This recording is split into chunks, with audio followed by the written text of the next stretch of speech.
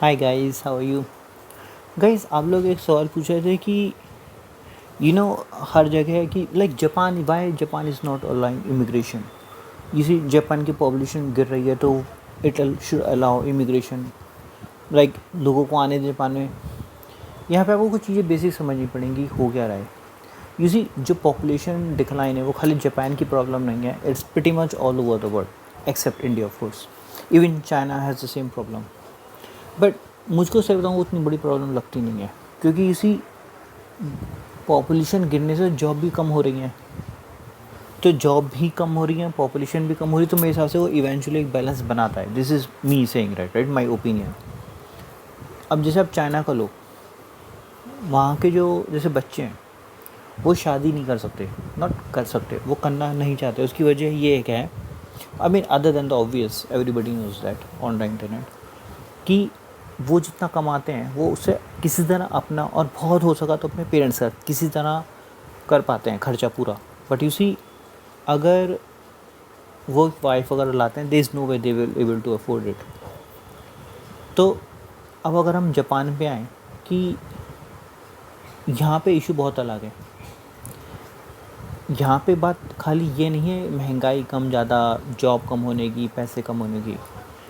Japan is very much like that पुराने ज़माने का राजा रानी सिस्टम, जिसमें क्या होता है कि कुछ भी हो जाए ब्लड लाइन को इम्प्योर नहीं करना। खून होता है हमारे अंदर, खून तो एक राजा का खून, उसका खून, तो वो नहीं चाहते कि वो मिक्स रेस बने। वो जापान का खून प्योर चाहते हैं। तो वो चाहते हैं जो जैपनीज़ है तो उसका मतलब हस्बैंड वाइफ जैपनीज़ हो, बच्चा जैपनीज़ हो, तो वो ब्लड की प्योरिटी जो है वो चाहते हैं मेंटेन रहे। That's one of the very basic reason they won't allow immigrants to come to their country. और खाली बात जापान, मतलब हम एशियन कंट्रीज़ की बात नहीं कर रहे हैं। इवन आप आओगे फ्रांस, जर्मनी, इटली, वट जो जापान है वो किसी को भी अलाउ नहीं करता। आपने थोड़े बहुत टीचर्स वगैरह देखे होंगे जो अमेरिका से, जैसे कई बार लोग इंग्लिश टीचर बन के आ जाते हैं। बट इन जनरल आप पाओगे कि जैसे अमेरिका के लिए आपने बहुत सुना होगा कि कितने लोग अमेरिका में जाके सेटल हो जाते हैं हमेशा हमेशा के लिए। इंग्लैंड के लिए भी सुना होगा सेम थिंग, कनाडा के लिए, ऑस्ट्रेलिया के लिए। आपने कभी ये चीज़ जापान के लिए नहीं सुनी होगी कि वहाँ पे इमिग्रेशन की प्रॉब्लम आ गई, कितने सारे लोग बस गए, उन्होंने ट्रैफिक रूल्स तोड़ दिए, ये कर दिया, वो कर दिया। You never heard. क्योंकि एक तो जापान का जो सिस्टम है वो बहुत मतलब सिंपल है बट स्ट्रेट फॉरवर्ड है। उसमें लॉ ब्रेक करने का ज़्यादा पॉइंट है नहीं, क्योंकि गवर्नमेंट अपने आप से सब कुछ सही करती है कि आपको लॉ ब्रेक करना ही ना पड़े। अब आप सोचो ना, कोई इंसान लॉ क्यों ब्रेक करता है? इसलिए थोड़ी ब्रेक करता है कि उससे लॉ ब्रेक करने का शौक होता है। उसका स्थिति ऐसी होती है कि लॉ ब्रेक करना पड़ रहा है। अब जैसे मान लिया आपने एक सड़क है, उसके बीच में गलियाँ निकल रही हैं, लाइक जिसमें घर हैं। अगर मैं पूरा डिवाइडर बना दूँ जिसमें कोई लेफ़्ट राइट ना जा पाए, अब उसको ज़बरदस्ती 10 किलोमीटर यूँ जाए, फिर 10 किलोमीटर लौट के आए सिर्फ अपने घर जाने के लिए जो सामने है, तो आप इनडायरेक्टली उसको मजबूर कर देते हो कि शुड ब्रेक द लॉ। अगर लेकिन मैं सिस्टम ऐसा बना दूँ कि अगर मैं यहाँ खड़ा हूँ, सामने घर है, मैं सीधे जा पाऊँ, मुझे लॉ ब्रेक करने की ज़रूरत क्या है? You just need to use the common sense logic, right? So Japan क्या चाहता है कि जो उसका जो लोग हैं वो प्योर रहें। और बहुत से लोग सोचते हैं कि जो लॉ होता है वो लॉ बनाने भर से काम करता है। मतलब जैसे मैं कहूँ कोई सांस नहीं लेगा से तो सब सांस लेना बंद कर देंगे क्योंकि मैंने लॉ बना दिया। You have to understand that's not how it works. जो चीज़ें हैं जिसे आप जनरली मानते हो, लाइक अ वैल्यू सिस्टम, आपको बचपन से इनग्रेंड करना पड़ता है।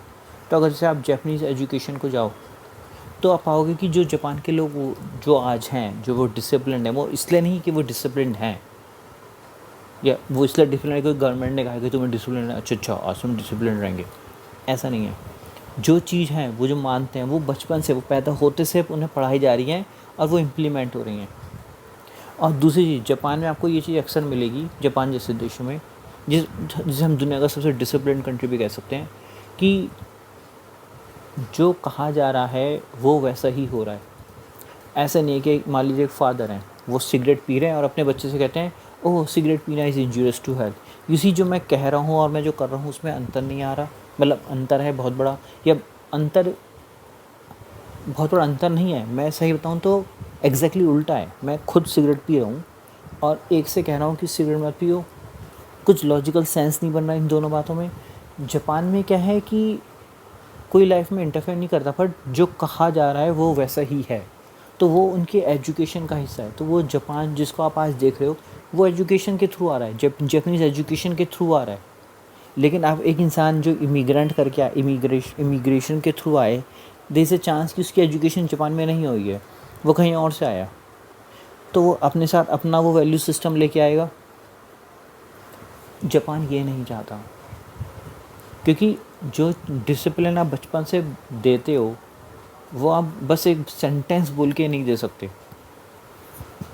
और आप पाओगे कहीं ना कहीं ये चीज़ आपको यूरोप में भी मिलेगी, जापान वाली चीज़, कि वो बाहर के लोगों को आने नहीं देते अपने यहाँ।